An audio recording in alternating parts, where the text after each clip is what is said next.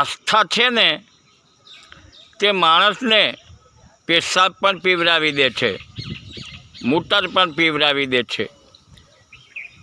આપ જોતા હશો ઘણા લોકો ગાયનું મૂતર પણ પીતા હોય છે। તે આસ્થાની વાત છે। જ્યારે જાતિવાદ એટલો બધો ખતરનાક છે કે માણસ પાણી પણ નથી પીતો। પાણી પીવાની વાત થાય, જ્યારે પાણી પીવાનું આવે છે ને ત્યારે ઘર પૂછીને પાણી પીવે છે। કેટલો બધો ખતરનાક છે જાતિવાદ। અને હા, ભગવાન જો હોત તો તે તમામ માટે સરખો હોત, સરખા રાખત। ભગવાન આ રીતે જાતિવાદને બળાવો ન આપત। દુનિયાની સૌથી ખૂબસૂરત ચીજ, સૌથી સુંદર ચીજ જો કોઈ હોય તો તે ઊંઘ છે, નીંદ છે, જે થોડીવાર માટે માણસને તેના તમામ દુઃખો ભૂલાવી દે છે અને તમામ દુઃખોથી આઝાદ કરી દે છે।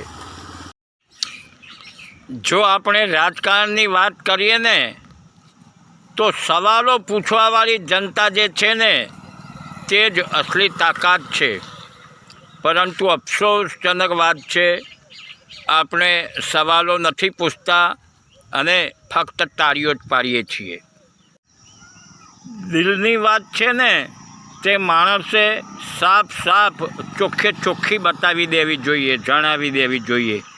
કેમ કે તમે ચોખ્ખે ચોખ્ખી વાત જણાવી દેશો ને તો તેનો ફેંસલો થશે, અને જો ચોખ્ખે ચોખ્ખી વાત નહીં જણાવો તો પછી ફાસલો થશે, એટલે કે અંતર વધશે।